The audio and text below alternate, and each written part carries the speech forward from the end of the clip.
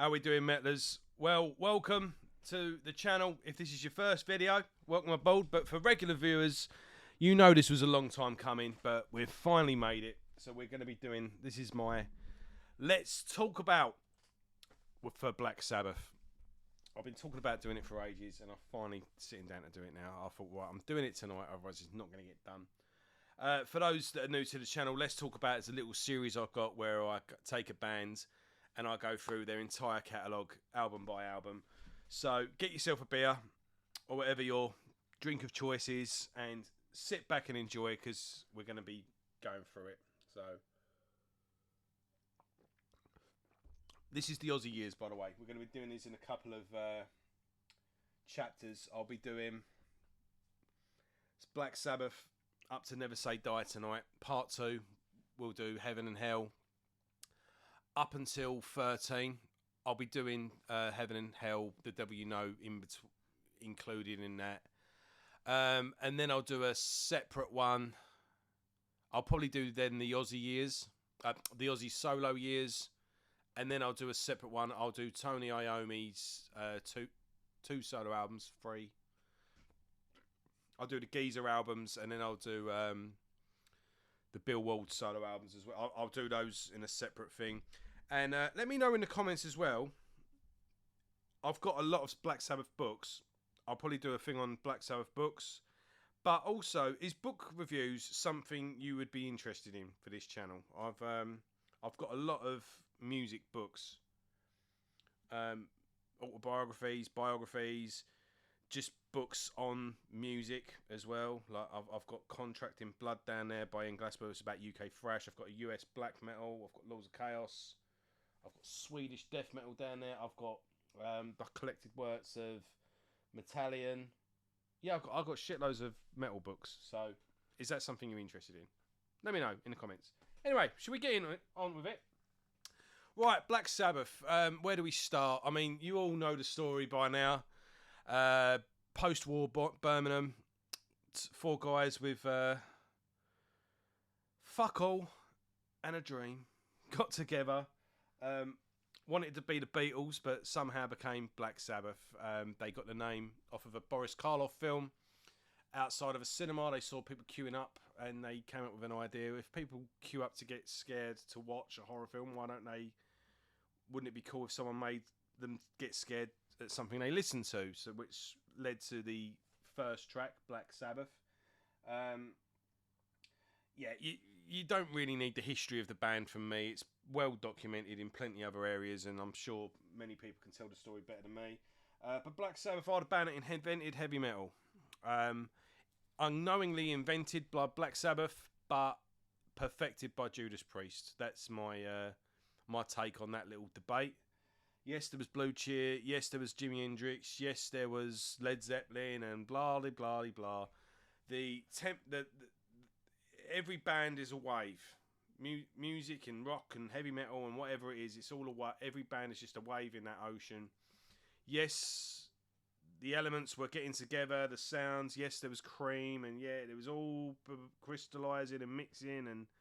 But when that first Black Sabbath album hit, that was it. That was the point of no return. And it's a bit. There's the sunrise, but then the sun is up and it's daytime, and you can debate when is it actually daytime. You know, it's one of those things. It's, are we there yet? Are we there yet? Well, you know, at what point, at what step do you officially say you're there? Is it when you see the sign in the road? Who knows? But Black Sabbath was the original first fully formed heavy metal album. And yeah, and that would then go on to be perfected by Judas Priest. Then Iron Maiden would set a new standard, and then Metallica would come along and set a new standard, and so on and so forth. And then all the little subgenres started forming, and yeah, right. So that was a very brief, you know, painting with broad strokes. So, and this is my take on it as well. So this is, you know, this isn't like a documentary on fucking Black Sabbath. There's plenty of them about as well, and you don't need me to give you that. This is just my take on Sabbath. They're one of my favourite bands.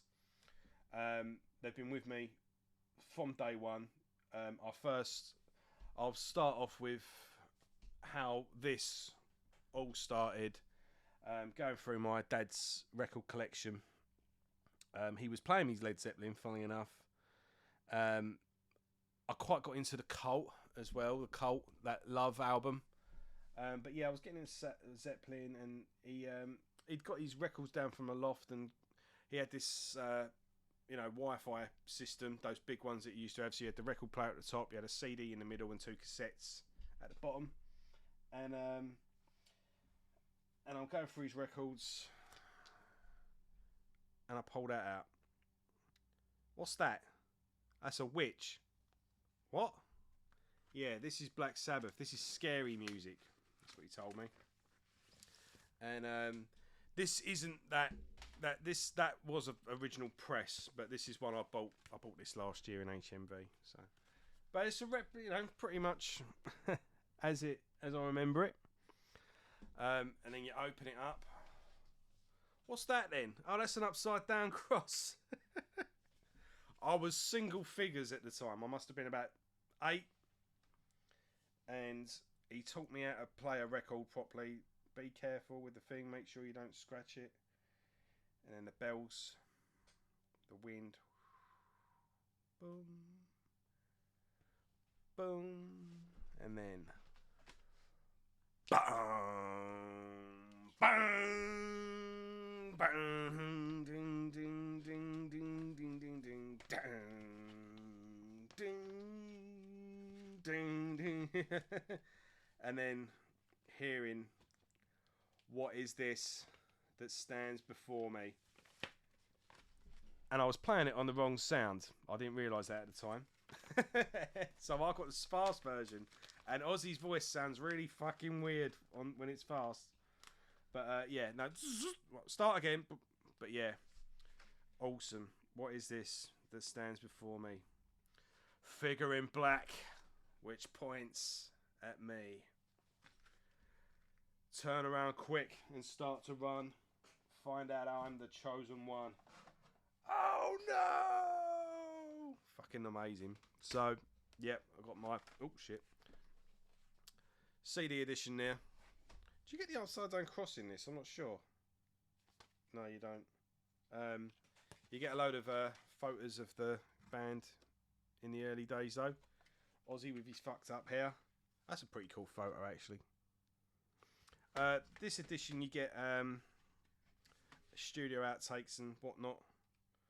I might do the old pilgrimage actually and find that building and get me photo taken for it. I see a lot of people on Facebook doing that now. Yeah, I mean, what do you say about that song? I mean, it's just iconic, isn't it? I mean, it's just fantastic. That slow doom, bam, bam, bam, bam, bam, bam, bam, bam, bam, bam, you know. And then it goes little psychedelic at the end. You know, it's just brilliant. It's just magic. I mean, I listened to all the albums again just this week, just to jog my memory. But it's just brilliant. It's just absolutely brilliant. The Wizard, beautiful, haunting. You can, with the harmonica kicking in,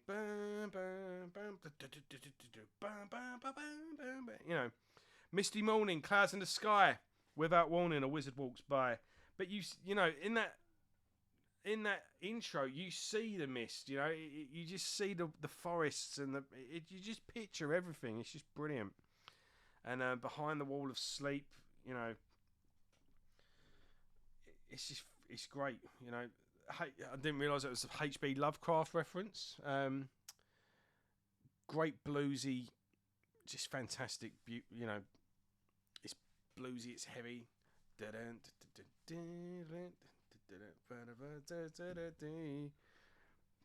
can't remember the words now, but yeah. I always love that line as well. At the end, you have awoken.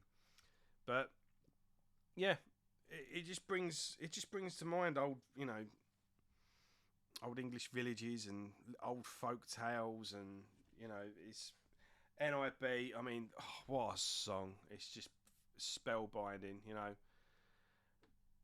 A love song from the point of view of Lucifer, and that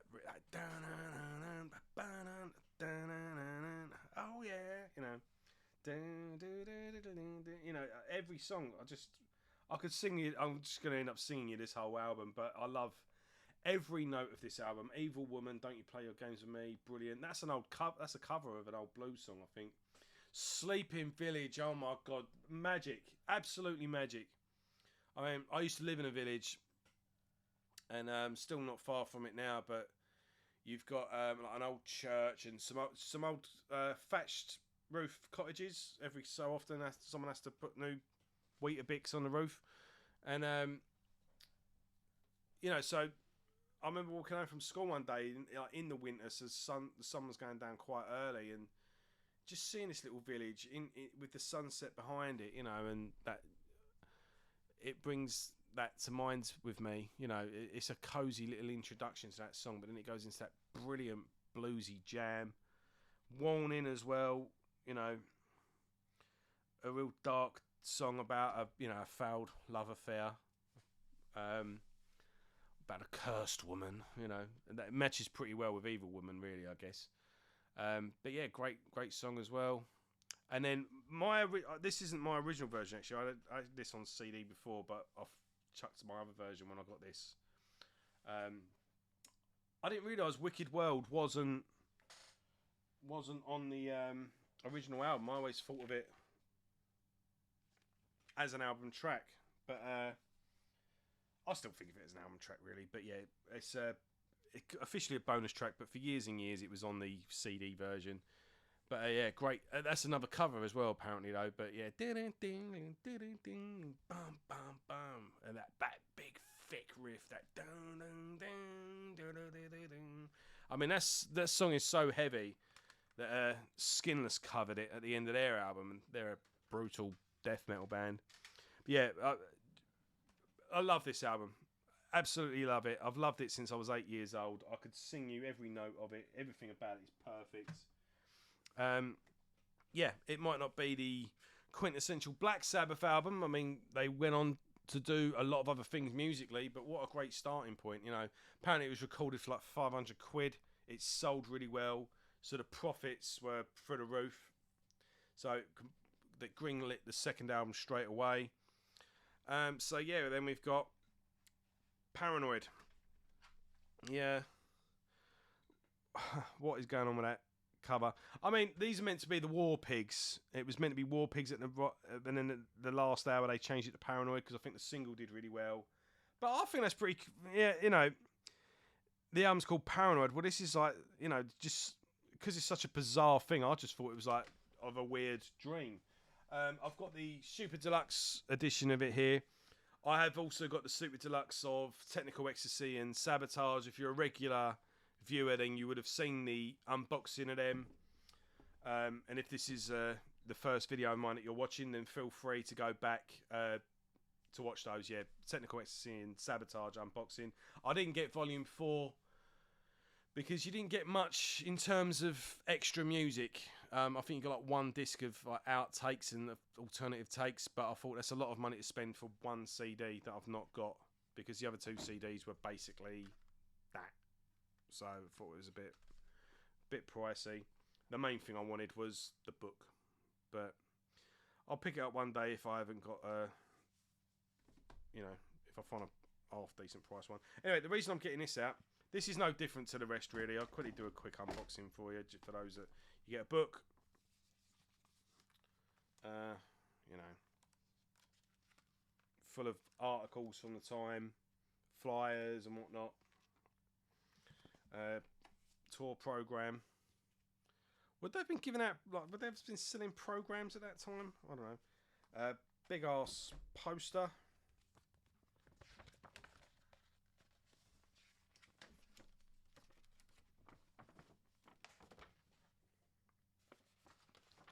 And then you get a couple of CDs. What'd you get on this? I can't remember now. Live in Brussels, live in Montreal, and I think two different mixes. Two different mixes of the album. Yeah, right. The main reason I got this out for you, though, I wanted to show you the original sketch of what the album cover was meant to be, and that's on the inside of the box. I thought this was a really cool. That's what it was meant to be. That's the War Pig. and we ended up with that. But, yeah, just want to show you that quickly. I'll talk about that at the end, actually.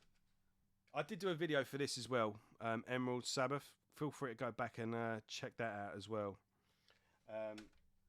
I'll be referencing this later, though. So, right, Paranoid. I mean, it's an iconic album, but I must admit I am a little burnt out about it. I mean, if I never hear War Pigs or Paranoid again, or Iron Man, I don't think I'll suffer too much. But again, listening to it this week, I mean, yeah, they're fantastic songs. You know, War Pigs is just, you know, when it kicks in, I love that.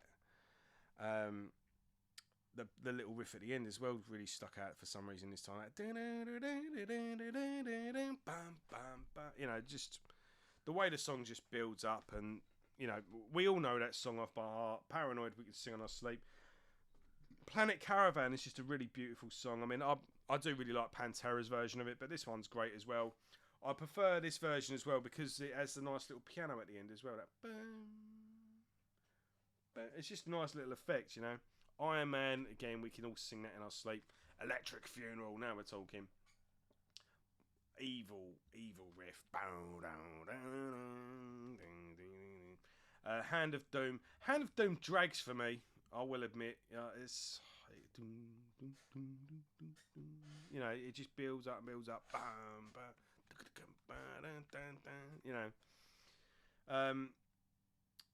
Yeah, it's a good song, but when you listen to it a few times this album, that song does tend to drag for me.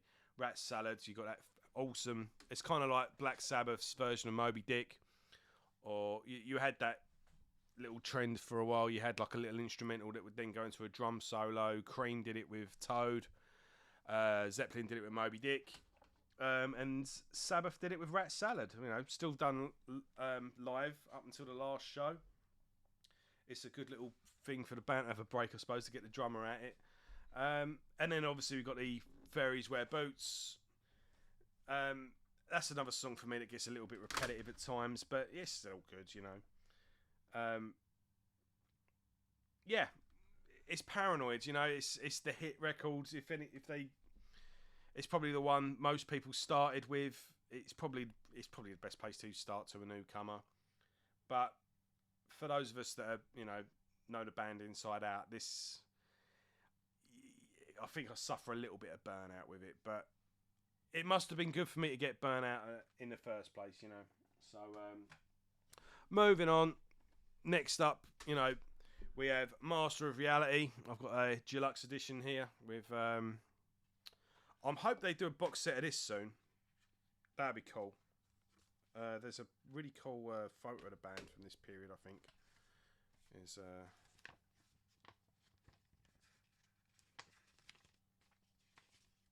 this one?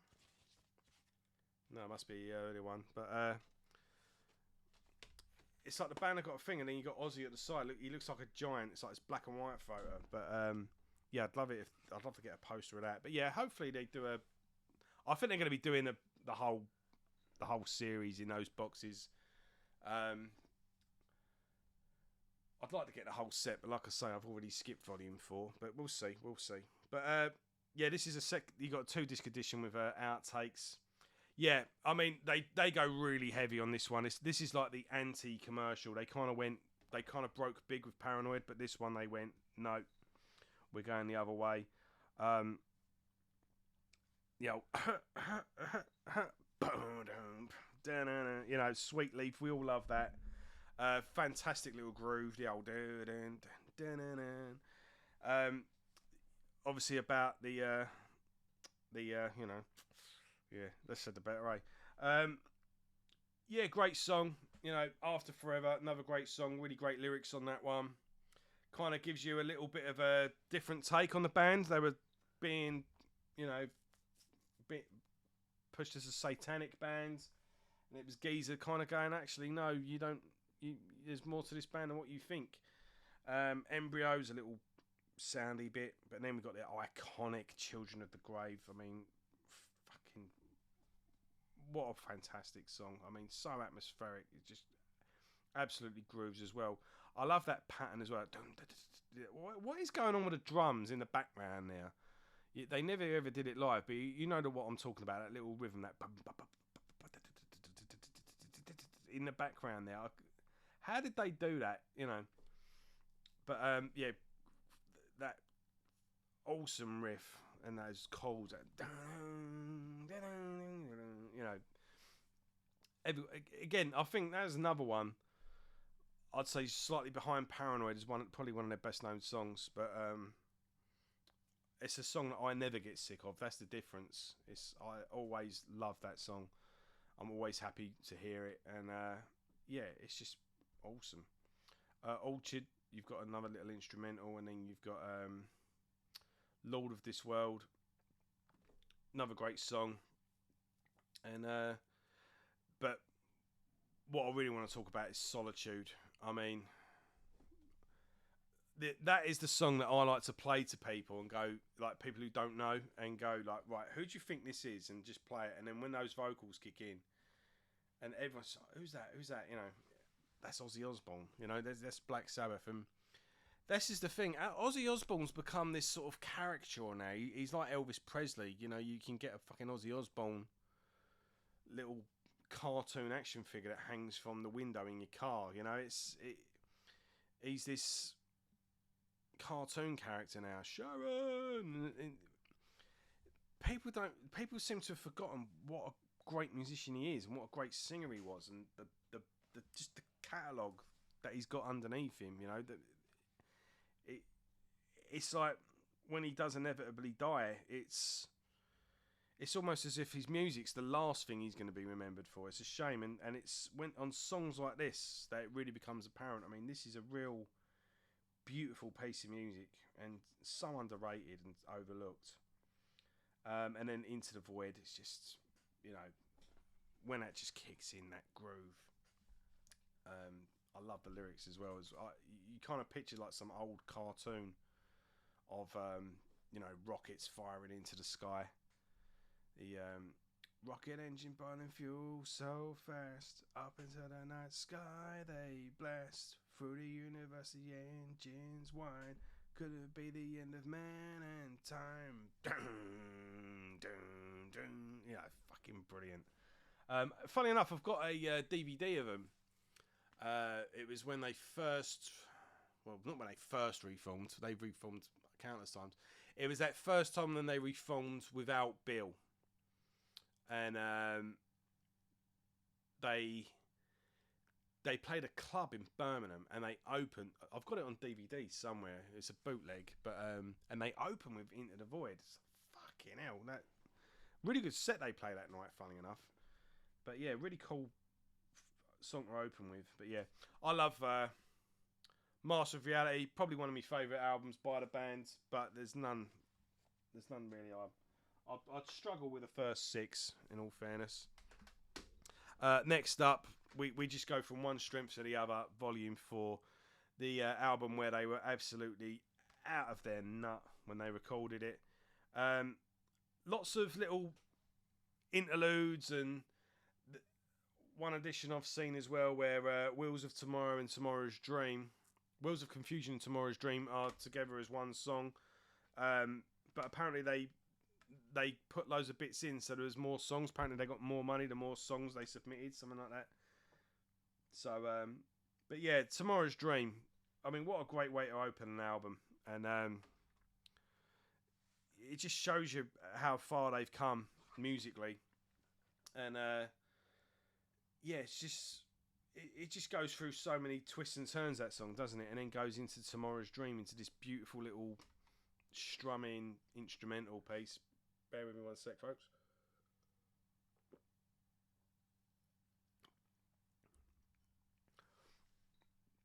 And then no, that's wrong, isn't it? It doesn't go into Tomorrow's Dream. Tomorrow's Dream's an actual song. What am I thinking about? What's the song that it goes into? Wheels of Confusion, and then there was a bit that was added onto it, wasn't there? So yeah, I think I've got that wrong, totally wrong. So sorry about that. But yeah, right, now we're going to the second song, which is Tomorrow's Dream. Yeah, another great song. The did they open with that actually on a? No, they didn't. But yeah, when I'm leaving tomorrow at daybreak. Yes, they do open with it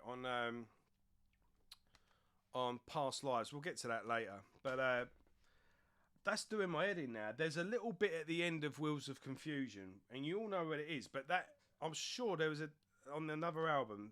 It's Wheels of Confusion with something else, and I thought they separated it on that for some reason. But yeah, it just completely goes off on one, doesn't it? Yeah, just a fucking crazy way to start an album. Then you got Tomorrow's Dream, which is a bit more familiar. And then we got Changes. Again, a piano ballad. We've not had that so far. And the only song Ozzy got a number one with when he re-recorded it with Kelly. But yeah, great. You know, it's not one of my favourite songs, but I recognise its significance and its place in the catalogue. It's a nice song, you know. I quite like the way the keyboards are as well. With the so you've got the main one that but then they've just got the other one where it's just you know, it's like it's strings. But yeah, it's cool. But it really picks up super note. I push comes to shove, probably my favourite Sabbath song. I instantly in a good mood, even when I'm sober. That song makes me feel drunk. It's just the perfect. It's a sunny day, and we're getting hammered song. It's just that riff. It just makes you want to. If you run fast enough, you'll be able to take off while listening to that song. It's just that, you know, and then Bill Wall's drums on that song are just spectacular. He's hitting those drums so hard, and he's just all over the kit. And I love that as well, just how raw the guitar sounds on that, with that, you know, and then another one that just goes off completely off on one. It just goes in, and then it just goes into a lot of tropical music. It's crazy. And then just kicks back in again. But yeah, even Frank Zappa, I've never read it. I'm sure I've read somewhere Frank Zappa said that was like the best guitar riff he'd ever heard, or it was the best rock song. He wouldn't have been far wrong. Then we've got the haunting Snowblind. Another great song, you know. Really dark. It kind of shows, it kind of hints that the band are sort of going in a bit of a dark place, I suppose, with the old Devil's Dandruff. But there you go. And yeah, then you got Cornucopia. Too much near the truth, they say. Keep it till another day. Yeah, great song. Another, you know, kind of jammy in a way, but yeah, this whole album really is perfect for me. There's no bad song on here. You've got Laguna Sunrise, nice instrumental. Then you've got St. Vitus Dance.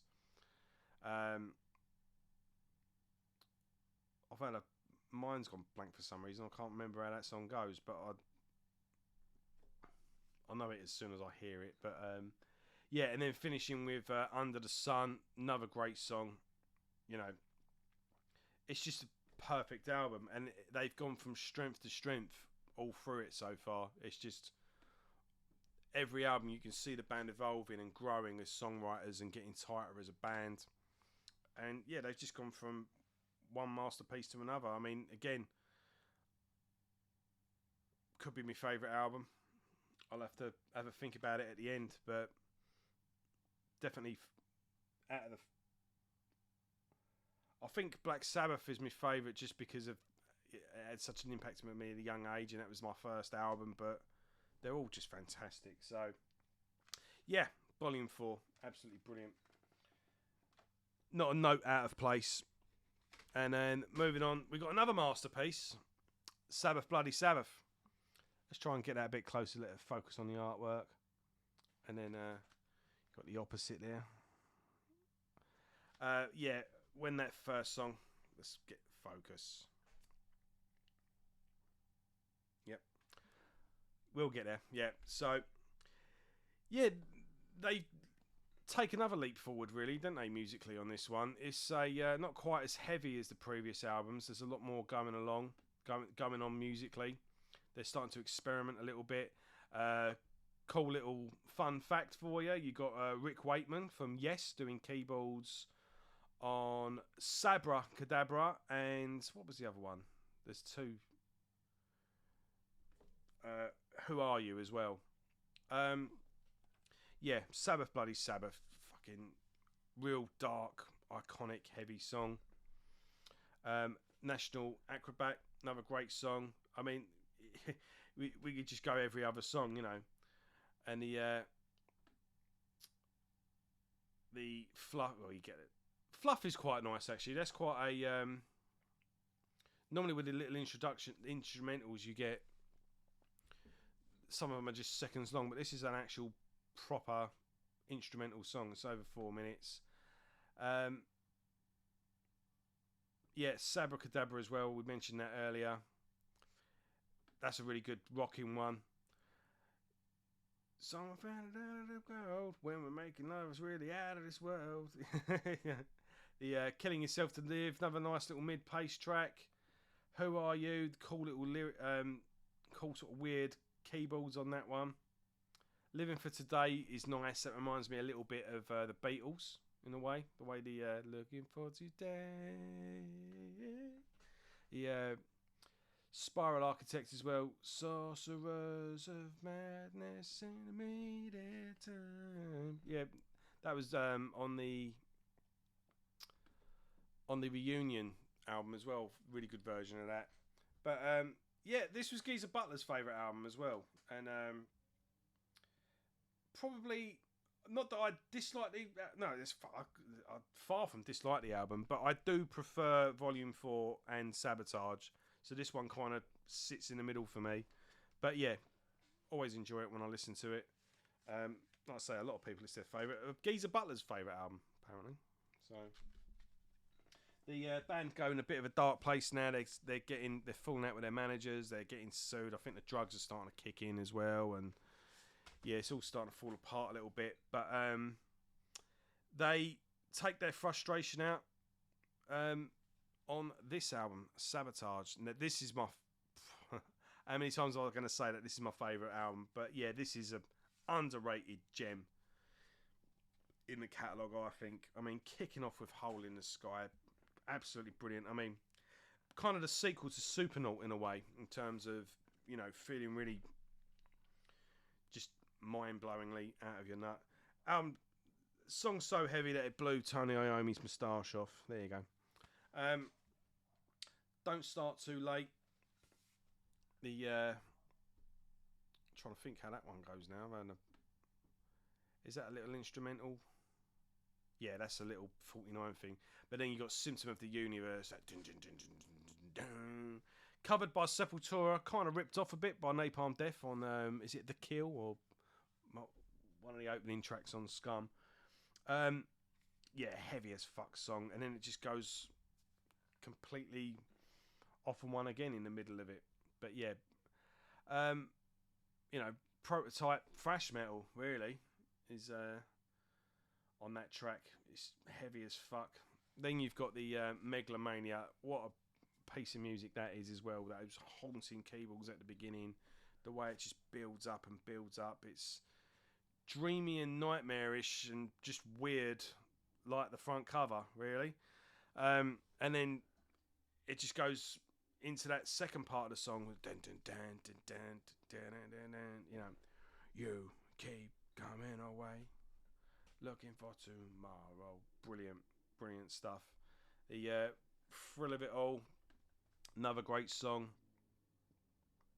And then we've got Super Czar. Is awesome instrumental. That's one of my favourites actually. Normally the one that opens the videos, or it's playing on the tannoy before they come out live. Am I Going Insane? I can take or leave that song really, not really too bothered by it. And then The Writ, great way to close the album. But in all ways, you know, this is another one of my favourites. Really, it's I think a lot of people overlook it as well. It's one of their heaviest. They're angry as fuck in it, but they're still experimenting and still, trying stuff out. Things start to take a bit of a lull now with Technical Ecstasy, but I must say, I didn't care much for this album. It was kind of like it was part of the collection that you just had to have, and sort of normally once a year or something like that, I'll go through a band's catalogue. Many a band that I've got here, but yeah, certain bands I will sort of once every year or once every other year, I'll listen to a whole catalogue. I do an album a day or something like that, and that was only really when I listened to this album.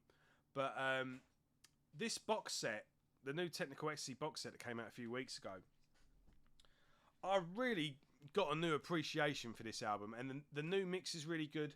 But listening to the studio outtakes, so sort of like the demo versions of the songs, really puts sheds new light on the tracks, and you sort of hear stuff that you didn't hear before. And yeah, all right, I'm starting to get one over. Like I say, I've always had a bit of a love-hate relationship with this album. Sometimes I love it, sometimes I hate it, but there's redeeming features. It's got its faults. It's a very flawed album, but it's got its redeeming features, and there's cool stuff going on. On the next two albums, there's a lot of experimentation going on, and they moved on pretty quick, so it's quite nice to listen to these next two albums with that sort of, in hindsight, was it really that bad? And actually, was what they're doing really, who knows what could have happened with it, So, Backstreet Kids, if you take the album openers all the way up to now, yeah, it is the weakest one so far. But it's just a weird song, isn't it? Nobody I know that ever take my rock and roll away from me. But You Won't Change Me. That's a pretty cool song, actually. Probably a bit more towards what came before. It's Alright is a weird song. It's just it feels to me like a song to play while you're hungover. It's nice that Bill's singing a song, I think a lot of people give this song a pass because they like Bill so much and he's singing it. They kind of go, Again, it's kind of like a Beatles. What's the word? A Beatles reject, really. It's Axl Rose likes it, so yeah, must be something to it. Gypsy's cool though. Gypsy's a real dark, it's I like the way once it gets to where it's going, it's pretty cool. All moving parts doesn't really do much for me. Rock and Roll Doctor is fun, but we're scraping the barrel at this point, isn't it? Aren't we? She's Gone I never really liked. I never used to like She's Gone, and this is what we come back to what we referred to earlier, until I heard a version of it on this album. Now, this is a collection of Sabbath covers put together by a guy. He'd managed to get hold of a bunch of ex-Sabbath members to do re-recorded versions of Sabbath songs. And Dave Walker, so just quickly, after this album, Ozzy left the band briefly, and a guy called Dave Walker took over on vocals. Did a couple of television appearances. I think they even put out a single. No, they mustn't. They didn't. If that would be like a collector's item now. That would be like going for fortunes on eBay. I'm not sure. They definitely did some recordings with him though. But yeah, Dave Walker does a version of She's Gone on this album. Completely shed new light on the song. It completely, made me reassess it. And yeah, really good version of it on that track, on that album. So definitely check that out. I've done a video of this as well. So yeah, go back and check that out as well. But yeah, and then we got Dirty Women. I've never liked Dirty Women, but a lot of people love it. Some people, I remember saying recently I didn't like Dirty Women, and someone was like, what are you talking about? That's my favourite song. Yeah, when I go see Sabbath, when they play Dirty Women, I normally go, for a pee break or to get a beer. The song just drags, you know. But like I say, listening to the box set lately, I did get a bit more of an appreciation for this album. So right now on to the last one. So yeah, Dave Walker comes in briefly, and then Ozzy comes back, and yeah, we go to a studio in Canada and spend 4 months to come up with this. The band are basically falling apart at this point. I think Tony Iommi can see that the band's falling apart. He's listening to Queen. He's getting, you know, he's seeing that Sabbath are kind of getting a bit long in the tooth. Far from it, but sorry about that. The notification just came in and just beeped in your ear. But it seems like on this album they want to be anything but Black Sabbath. They're trying everything, and not a lot of it's working, is it though? To be honest, but again, a lot of people like this album just because it's so weird that it's just a nice album to listen to when you fancy something a bit different, I suppose. Never Say Die, yeah, we know that track. It is a good song in all fairness. I mean, it's been covered by Overkill and Megadeth at this point. It's a good rocker. It's a good feel-good rocking song. But then it gets weird. Johnny Blade is like it's like a theme tune to a futuristic detective series that never was. It kind of reminds me of... do you remember those puppet shows like Thunderbirds, Captain Scarlet, Joe 90? You know, it sounds like it's the opening song to one of them that never got made. It's like that company went, yeah, we're going to be doing a thing called Johnny Blade, and we want you to write the theme tune to it, and then it never happens. That's what that song reminds me of. I mean, the cool keyboard at the beginning and that, and it's cool, but it's just... all these songs sort of start off really cool and start off really, you know... but then they just kind of just go off on one, and you're just going, well, what was... you kind of left at the end thinking, well, what was that all about? Junior's Eyes is... so they started recording with Dave Walker, and apparently they basically just scrapped everything, but they kept Junior's Eyes, but Ozzy didn't keep the lyrics, or he completely redid the vocals and like the vocal melody and lyrics, and it was written about the death of Ozzy's dad. It's a bit of a haunting song actually. Yeah, it's quite a it's not a bad little number actually. More I think about it. Hard Road isn't really jumping out at me. Air Dance is the one I really want to talk to you about on this one. I love that opening, that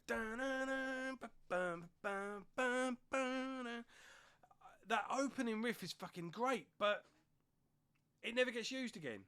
And I just, you know, and then it goes into that, he's just alone, you know, you've got the piano, and it's all kind of weird and dreamy.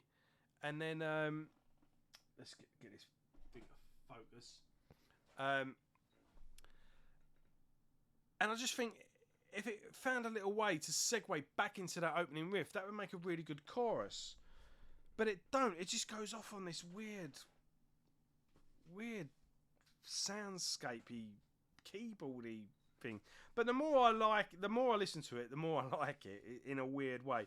But I've got to be in the mood for it. That's the main point. I've got to be something. You've got to be in a certain headspace to listen to this album. I think even the people that do really like it, I don't think it's an album that it's their go-to Sabbath album, but in a particular mood they'll dig this out. Let's just get this to try and make it focus again. So yeah, this camera's pissing me off, but I'll carry on. It'll find its feet eventually. So yeah, it's like they're going for a bit of an identity crisis on this album. And what else we got? Over to You. That's not a bad one. Breakout is just pure shit.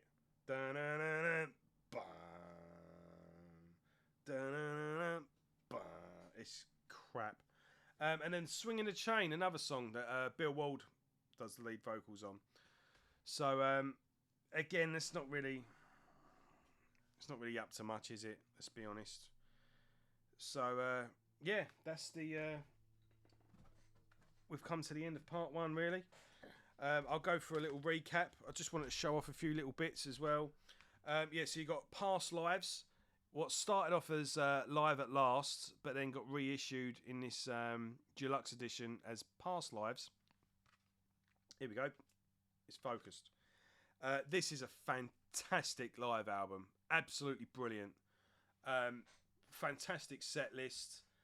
And it kind of captures that time as well in the 70s when bands jammed. This is quite a jammy live album. They kind of go off on one in here and there, and there's the way they go off on where is it? I think it might be. I forget the song now. Is it? Did they do Wicked World? This is just reading the.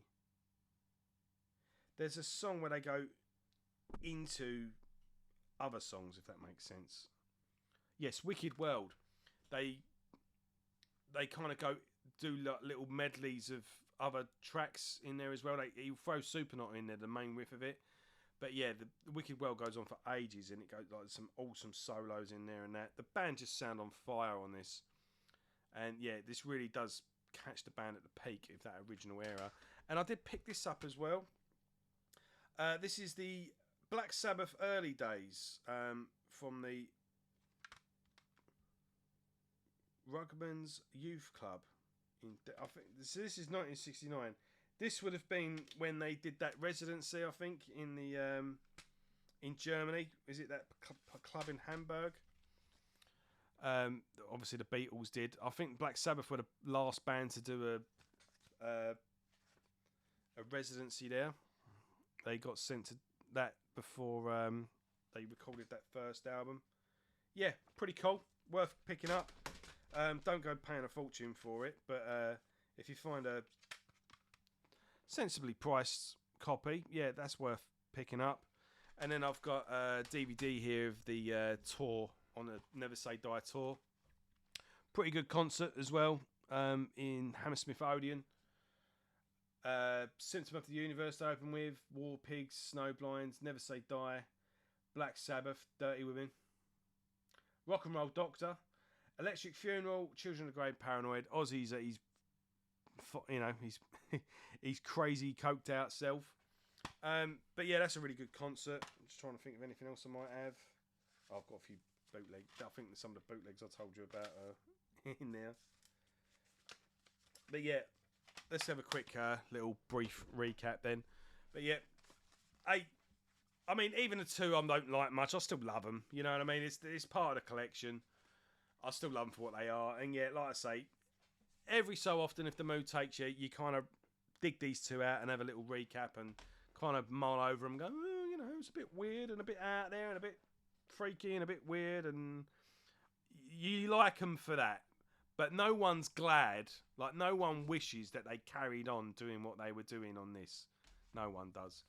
But yeah, this is the golden period for me. I mean, I think this is one of the finest winning streaks in rock or metal history. I mean, they just go from strength to strength. I'll probably say, I mean, I love that album. It's just etched into my heart. But I think at a push, I'll probably say Black Sabbath and Sabotage and Volume 4 are my favourites. Followed closely by Master of Reality. But I love the whole thing. I mean, this is pretty much just one straight through. Easily, easy listen.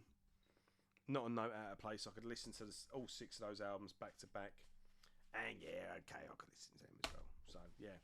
Right, next, Ozzy leaves. And we've got a new singer. You all know who it is. So, I'm guessing this would probably be not the more interesting, but I think the next 10 or 11 albums is what a lot of people divide opinion over. So I think that's the meat of the debate when it comes to Sabbath. So yeah, I'll be looking forward to getting into that. But yeah, you got to go through this first, and like I say, that's one of the finest little eras of music in rock history, and yeah, I absolutely love this band. So thanks for watching. We made it to the end, and like I say, the split happens. Me personally, I'll give you a little spoiler. I think the split, they mutually benefited from it, because when you listen to the last two, this is the sound of a confused band that don't know where to go, and uninspired in times as well. I mean, I think this album, it was just like, look, just get it done and get it out so we can get back on the road. And this one is a bit confused about where it wants to be. But Ronnie James Dio, Heaven and Hell, they find their feet again. They find their mojo again. But Ozzy finds his mojo and his inspiration again on Blizzard of Oz. So when you listen to these back to back, and then listen to Blizzard of Oz and Heaven and Hell, both mutually benefit from the split. I think both hit the ground running and find their feet again. And yeah, so we'll be discussing that as we go forward. And yeah, I'm looking forward to part 2 of Black Sabbath. So thanks for watching, everyone. Yeah, if you're new to the channel, feel free to go back and have a look at my other videos. There's lots of reviews, lots of unboxing. There's Maiden Cast, the series where we go through Iron Maiden's back catalogue, album at a time. Everything that we did an episode on each album on that one, so it's a bit more in depth than the Let's Talk About. But I've got plenty of other Let's Talk Abouts, and plenty more to come as well. So looking forward to cracking on with this. And yeah, thank you all for watching, and I'll see you all soon. Take care.